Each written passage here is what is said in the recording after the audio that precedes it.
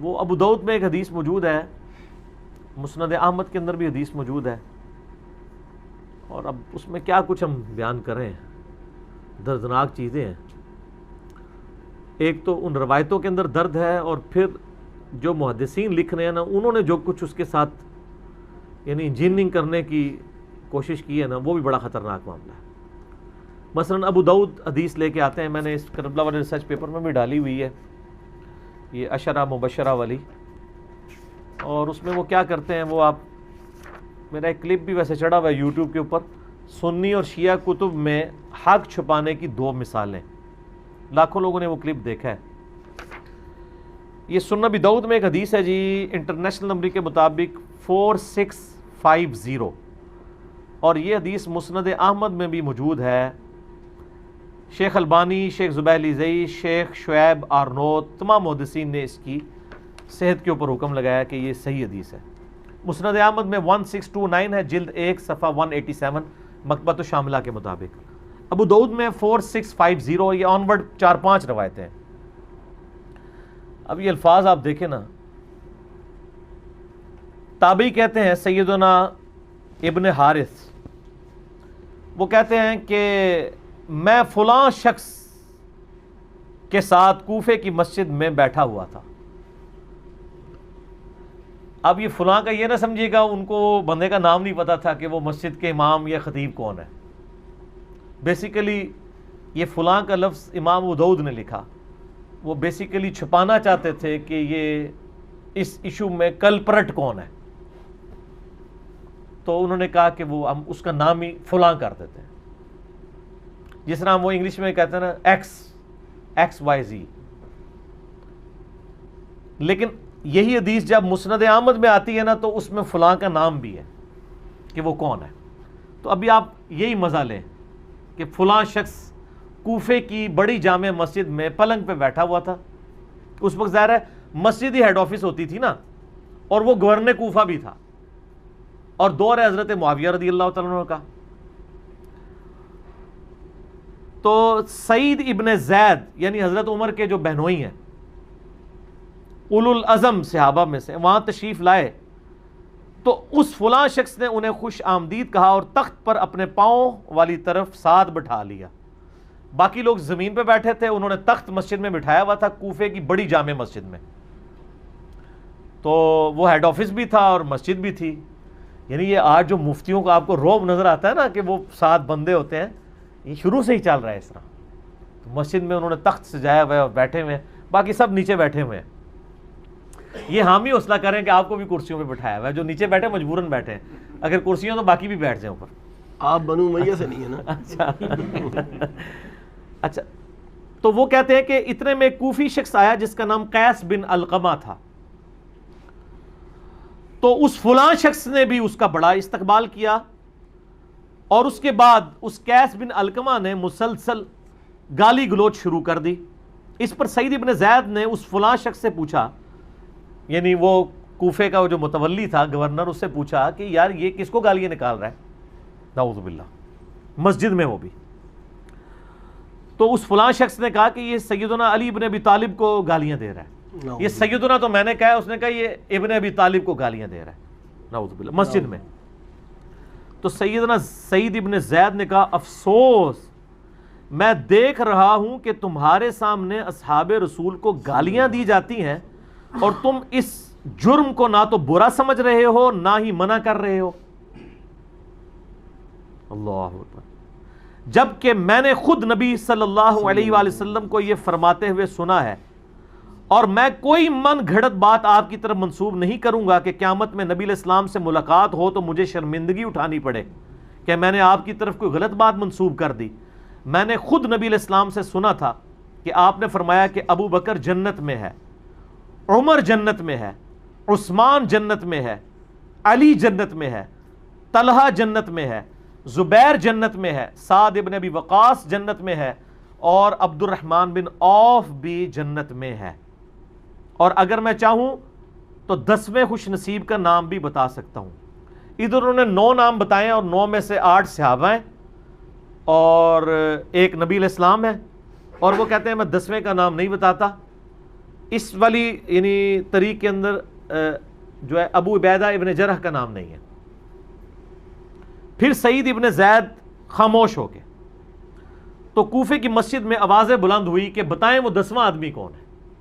تو انہوں نے کہا 10واں شخص میں ہوں، سعید ابن زید. انہوں نے عاجزی کی، اپنا نام نہیں بتانا چاہتے تھے. اور اس میں مسند احمد میں الفاظ ہیں، جب لوگوں نے کہا تمہیں اللہ کی قسم دیتے ہیں، تم نے کہا اللہ کا نام بہت بڑا ہے، تو سنو وہ 10واں شخص میں ہوں جس کو نبی علیہ السلام نے جنت کی بشارت دی تھی. پھر فرمایا تم سب سن لو، جس شخص نے نبی علیہ السلام کے ساتھ جہاد کیا اور اس کا چہرہ غبار آلود ہوا، تم میں سے کسی کے ساری عمر کے نیک اعمال اس سے بہتر نہیں ہو سکتے، خواہ تمہیں حضرت نوح علیہ السلام جتنی عمر ہی کیوں نہ دے دی جائے.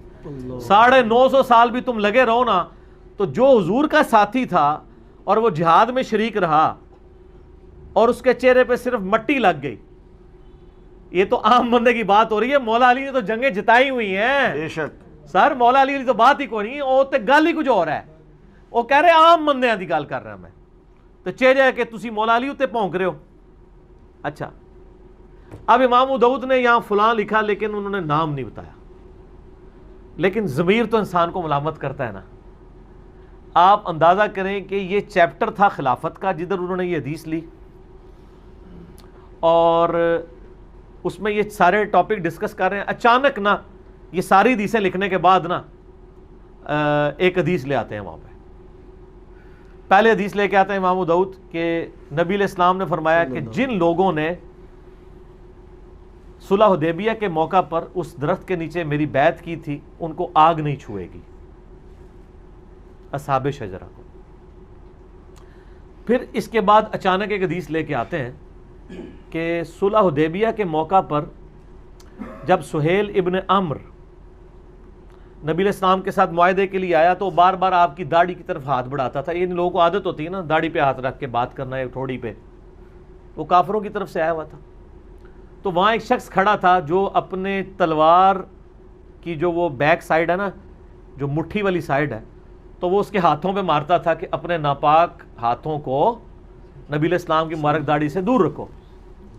تو اس شخص نے پھر پوچھا یہ کون ہے؟ تو بتایا گیا یہ مغیرہ ابن شعبہ ہے رضی اللہ تعالیٰ عنہ. اب اس حدیث کا کوئی ادھر توقی نہیں بنتا تھا. اصل میں امام ابو داؤد یہ بتانا چاہ رہے تھے کہ وہ فلاں شخص مغیرہ ابن شعبہ تھا، ٹھیک ہے، جو اصحاب شجرہ میں سے ہیں، حضرت معاویہ کے دست راز تھے اور گورنر کوفہ تھے. یہی حدیث مسند احمد میں جب آئی ہے 1629 جلد 1 صفحہ 187 مکتبۃ الشاملہ کے مطابق، اس میں تو واضح الفاظ ہیں کہ وہ کہتے ہیں کہ میں جو وہ کوفے کی جامع مسجد میں گیا تو وہاں پہ مغیرہ ابن شعبہ بیٹھے تھے اور اسی طریقے سے ان کے سامنے جو ہے نا وہ گالیاں شروع ہو گیا قیس بن علقمہ. اور وہاں پہ یہ بھی الفاظ ہیں کہ انہوں نے 3 دفعہ کہا اوئے مغیرہ اوئے مغیرہ اوئے مغیرہ. تو نبی کا صحابی ہو کے یہ کام کروا رہا ہے اپنے سامنے. چلو کسی اور بندے کو تو نہیں زیب دیتا. یہ سر کوئی ایرانڈ فڈڈ لوگ نہیں تھے جو صحابہ کرام پہ لعنت کروا رہے تھے مسجد میں بیٹھ کے. یہ وہ لوگ تھے جن کے آپ جھوٹے دفاع کرتے ہیں. اور یہاں پہ تو اوئے مغیرہ ہے نا.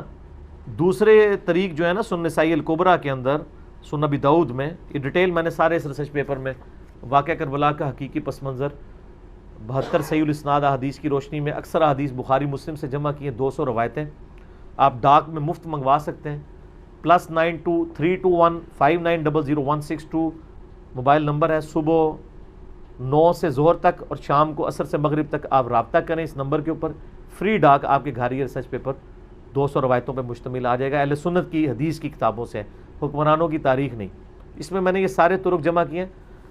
ایک اور جگہ ہے کہ اس ظالم کو دیکھو کہ یہ مسجد میں کس طرح کے کام کروا رہا ہے، سیدنا علی کے اوپر یعنی لعنت کروا رہا ہے. اور کئی ایک طریقہ یعنی، لیکن یہ میرا پھر دل دکھتا ہے، میں پھر اپنے جذبات پہ قابو نہیں رکھ سکوں گا. میں نے صرف عشرۃ مبشرۃ بالجنہ کے تحت یہ روایتیں بیان کر دی ہیں. باقی آپ اس کو دیکھ لیں.